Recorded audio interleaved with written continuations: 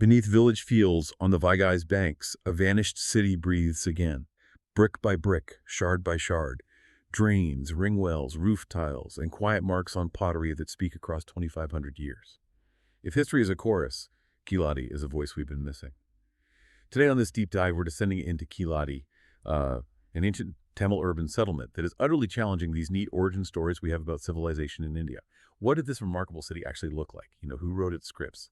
Who was trading at its gates? And maybe most complexly, why is its story now tangled up in modern politics? We're going to explore what makes Keeladi such a significant and, at times, really controversial discovery. Yeah, this deep dive truly is, well, it's a bit of a bombshell, isn't it? Because Keeladi essentially rewrites India's urban history. I mean, we're talking about a thriving city in South India dating back to around 580 BCE. That's centuries before the Mauryan Empire, which, conventionally dominated our understanding of early urban India. This isn't just adding an extra chapter. It really demands we redraw the entire map of ancient India. It proves urban civilization wasn't solely a northern story. Okay, so let's place Keeladi for everyone geographically. Imagine a small village. It's nestled in the Sivaganga district of Tamil Nadu, just about, 12 to 13 kilometers southeast of Madurai. Right. And Madurai itself, many will know, is famously called the Athens of India. Exactly, for its rich cultural significance during the ancient Sangam era. Mm-hmm. And all of this, crucially, it sits right there on the banks of the Vaigai River. And the story of how it was found, well, that's quite a journey too. The Archaeological Survey of India, the ASI, that's the central government agency for archaeology in India, they began initial explorations back in 2013, 2014. They identified this incredible number, 293 potential sites along the Vaigai River Valley. Wow, that many. Yeah, and Keeladi was the one ultimately chosen for excavation. But, there were hints even earlier. Apparently, a local school teacher found some red and black pottery there way back in 1976. And then in 2014, a lorry driver named Maharaja stumbled upon some ancient artifacts, and that really sparked serious interest. Ah, so those local finds kind of paved the way. Precisely. That led to the ASI formally approving Keeladi as an excavation site in March 2015. Okay, and here's where the timeline gets really interesting, as you said. The carbon dating of artifacts, things like charcoal found at the site, it definitively places this settlement around 580 BCE. And some evidence might even push it back further, maybe to the 8th century BCE. Which is huge. It is huge. To put that in perspective, like you said, that's centuries before the Mauryan Empire, which usually dominates our picture of early urban India. So this dating, it's not just a minor adjustment. It significantly pushes back the believed start of the Sangam era itself from maybe the 3rd century BCE all the way to the 6th century BCE. That directly challenges a lot of previous historical narratives. And what they actually found in the ground, well, it describes this vibrant, meticulously planned city. Excavations have unveiled really well-organized urban structures. Yeah. You've got fired brick walls. Fire brick, okay. Yeah, and even clues suggesting multi-story buildings. They found roof tiles with holes, for tying them down. We've uncovered clearly planned lanes, houses with multiple rooms, and all constructed with pure clay used as a binding agent. So definitely not just a random collection of huts. Oh, absolutely not. This truly was a vast urban settlement, as the reports say. In fact, it's the first large, well-defined ancient urban settlement found in southern India. And they were brilliant engineers, it sounds like. The sophistication of their urban plumbing seems to be everywhere. You're talking underground drains, carefully built soak pits, interconnected terracotta pipelines. Right, for both freshwater and sewage disposal. Wow.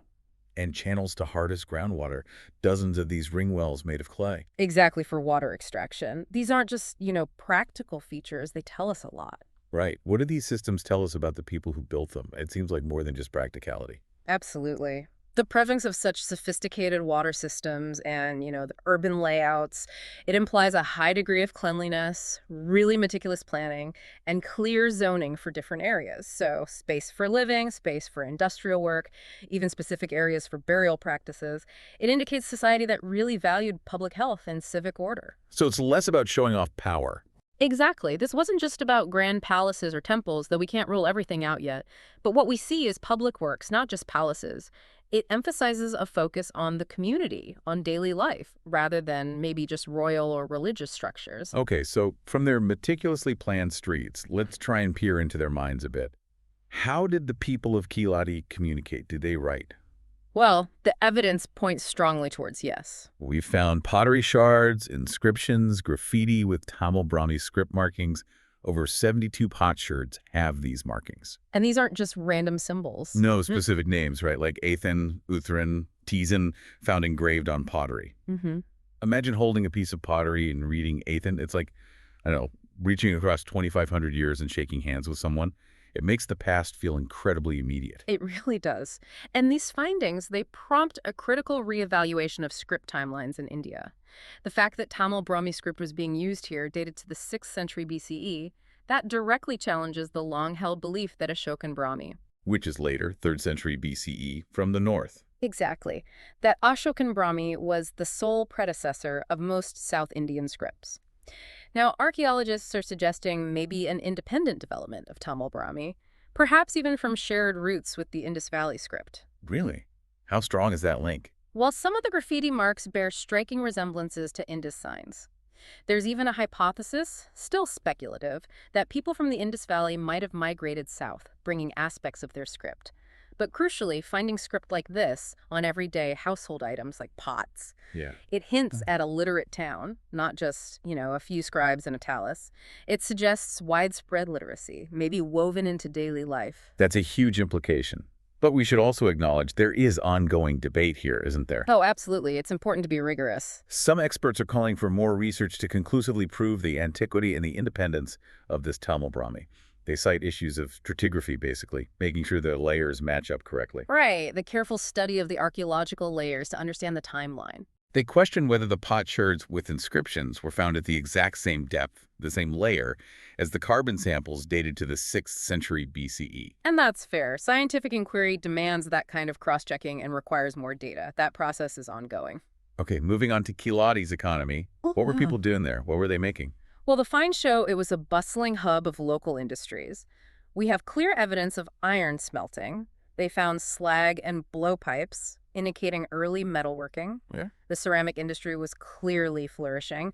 Lots of pots, jars, tools, burners, including this distinctive black and red ware. It was fired at incredibly high temperatures, around 1100 degrees C, using something called an inverted firing technique. Inverted firing, what's that? It's quite sophisticated. It's a method that creates those distinct color patterns, the black inside, red outside, by carefully controlling the oxygen levels during the firing process. Huh.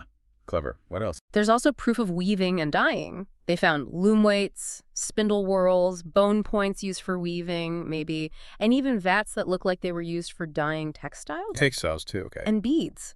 Lots and lots of beads. Many unfinished ones made from materials like glass, agate, carnelian, suggesting a really vibrant bead-making industry. Ah, beads. And if you follow the beads, as they say, you often eat the world, right? Right. Does this suggest wider connections? Absolutely. The sheer variety of materials speaks volumes about Keeladi's global connections. We found carnelian beads, which likely were imported all the way from the Afghanistan region, probably via Gujarat, Wow. and even lapis lazuli. The main ancient source for that was Bachakan, also in Afghanistan. So not local materials at all. Not at all. Then there's rouletteware, this distinctive type of pottery often associated with Roman trade networks, finding that directly links Keeladi to the vast Roman economic sphere. Roman links confirmed. And even Roman copper coins were found in sites around Keeladi, maybe not in the core trenches yet, but nearby. It proves centuries of regional activity and really far-reaching global trade. So Keeladi wasn't isolated. It was definitely a node in a vast ancient network. Without a doubt. These discoveries firmly establish Keeladi as an international trading hub. You have to imagine ports and caravans stitching it into this wider economy, connecting with places like Rome, Egypt, Sri Lanka, Southeast Asia. And significantly, they also discovered 5 silver punch-marked coins. Ah, early Indian currency. Exactly. Characterized by symbols like the sun, moon, bull, animal figures stamped onto silver pieces. Finding these suggests a robust trading community and currency circulation happening potentially as early as the 6th century BCE. Okay, so we have planned cities, sophisticated water systems, writing, industry, global trade. But one of the most striking aspects of Keeladi, especially the core excavations, is what seems to be missing, right? That's a really important point. There's a remarkable absence so far of temples, grand palaces, large religious idols, or even significant weapon hoards in the main areas dug. So what does that suggest? What does that tell us about the values of this society, perhaps? Well, reading the material remains cautiously, as we must. It points towards a working city. Orderly, commercial, functional, and maybe largely secular, at least in its material culture that we've found. This seems to be a place built by people who valued structure, cleanliness, trade, perhaps more than monumental displays of power or piety. Which is quite different from some other ancient cities we know. It certainly challenges some traditional views of early urban centers elsewhere, which often seem heavily focused on those grand religious or royal structures. It's like literature sang of cities, and now archaeology is humming the bass line. These discoveries provide crucial archaeological backing for the Sangam era, Exactly. a period previously known mostly just through ancient Tamil literature. Those literary descriptions of urban life suddenly have soil-level corroboration. It gives a physical anchor to these poetic traditions. It really does. And what about the people themselves? Was it all work and trade? Apparently not. They also found things like ivory dice and various game pieces. Games? Yeah, it suggests that the people of Keeladi also enjoyed leisure time. It paints a fuller, more human picture of their existence beyond just industry and commerce. They weren't just industrious, they also played. Which is great to hear. Okay, so let's zoom out a bit. The fact that Keeladi was thriving around the same time as northern urban centers, like those in the Gangetic Plains, that completely reframes India's history, doesn't it? It absolutely does. This isn't a who came first kind of debate anymore. No, it's more like many fires lit at once. It really refutes that older idea that South India simply inherited civilization from the North. It strongly suggests a coevolution. Multiple civilizational centers developing across the subcontinent, perhaps influencing each other, but also developing independently. So this brings up the Indus Valley connection again. You mentioned similarities, sophisticated drains, craft focus, those graffiti signs. Right. And while those similarities are suggestive, maybe pointing to potential deeper roots or cultural exchanges, it's really important to state explicitly, this is not yet conclusive proof of direct continuity or migration from the Indus Valley. Okay, suggestive but not proven. Exactly. Keeladi doesn't end debates, it upgrades them. It urges us to consider a much more complex, multifaceted ancient Indian past than we perhaps previously imagined. And what does this mean for the broader idea of Indian identity today? Well, I think the discoveries reinforce that Indian identity can't be singular or maybe solely rooted in just Vedic or Sanskritic traditions from the North. It really highlights the significant contributions of diverse civilizations, including these powerful ones in South India. So ultimately, this deep dive into Keeladi, it expands our maps, our timelines, our understanding of India's ancient past, especially important for students, for classrooms worldwide. Absolutely. But Keeladi's story isn't confined to ancient history alone, is it? Its unearthed truths quickly became, well, a powerful symbol and then a real point of contention. Indeed. That's unavoidable, it seems. Keeladi quickly became this potent symbol of Tamil pride and identity, and its findings, because they challenged that traditionally bicentric and Sanskritic dominant narrative of Indian civilization. Meaning focused primarily on the Vedic and Sanskrit traditions often associated with North India. Precisely. Because it challenged that narrative, it intersected, for some, with the political ideology of the ruling central government. And that created this complex mix of history and modern politics. Yeah, and this is where, as you say, archaeology meets ideology. It creates a very fragile trench, doesn't it? Where scientific inquiry and political narratives intertwine. The lead archaeologist, K. Amarnath Ramakrishna, the one who initiated the Keeladi excavations, he was transferred multiple times. To Assam in 2017, then from Chennai to New Delhi in late 2024, then again to Noida in mid-2025. Transfers that were seen by many as unusual. Well, yeah. Many, including the Tamil Nadu government, saw these moves as politically motivated attempts to perhaps stall the excavations or at least play down the significance of the findings.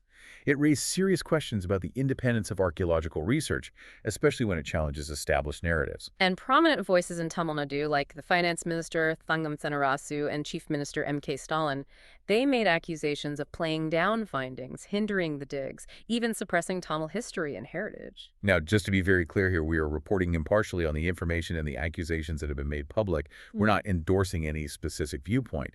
Absolutely.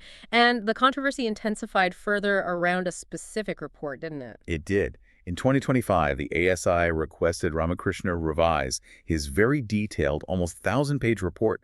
They questioned its dating, The depth of the findings claimed a lack of justification. And Ramakrishna refused. He started his work was scientifically sound, based on rigorous standards, and then, adding fuel to the fire, his successor, P.S. Sriman, who took over for the third phase, reported finding no significant near evidence and, importantly, no connection to the Indus Valley civilization.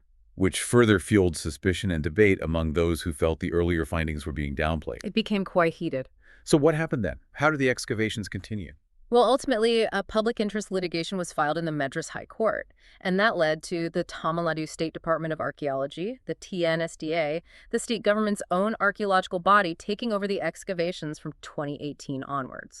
So the state took charge. Yes, and they've since conducted 7 additional phases of excavation right up to 2024-25, continuing the work. And what has the ASI, the central body, said in response to all this? Well, the ASI, for its part, has offered counterpoints. They clarified that the transfers were, in their view, made according to protocol. They denied any intentions to stall the project. They emphasized the need for scientific rigor, for absolute clarity in dating, and for more data before fully validating all the initial claims. Okay. The Union Culture Minister, Gajendra Singh Shekhawat, also stated that Ramakrishna's findings, while significant, needed further scientific studies to be fully substantiated. So, a call for more verification. A complex situation where history, science, and politics are all deeply intertwined.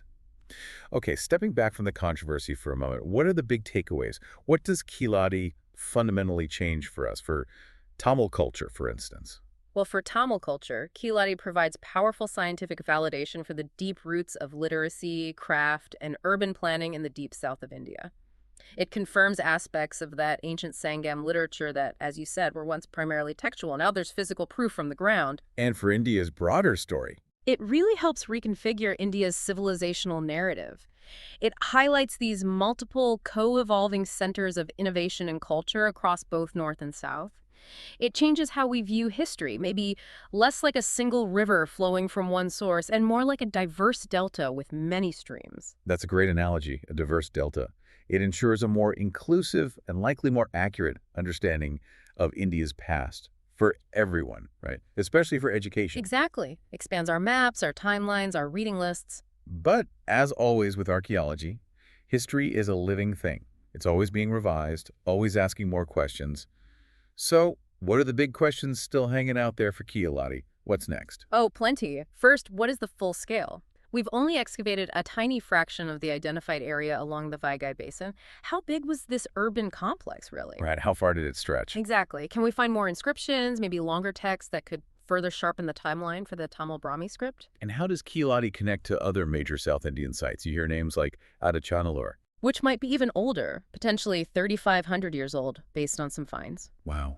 And Kudamanal, Venagrad, Alahungal, sites in the Thamirabarani River Valley. Yeah. Some of those might also predate Keeladi. How do they all fit together? That regional picture is crucial. Yeah. We need to understand the network. And fundamentally, there's always the challenge. Yeah. How do we balance conservation, protecting this incredible heritage, with sharing it with the local community, with India, with the world? That's a constant balancing act in archaeology. But the answers, ultimately, they live in the next trench. Yeah. And they live in the next cohort of scholars who are willing to keep digging with transparent methods and ideally with open data for everyone to scrutinize and build upon.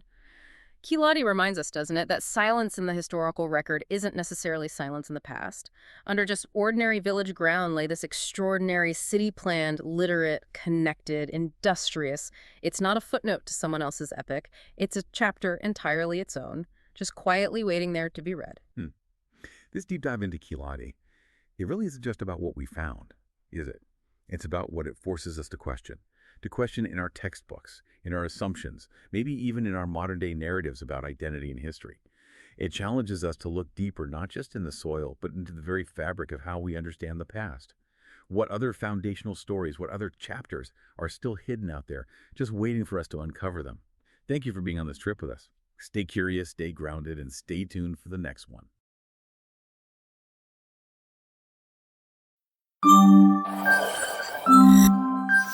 Thank you.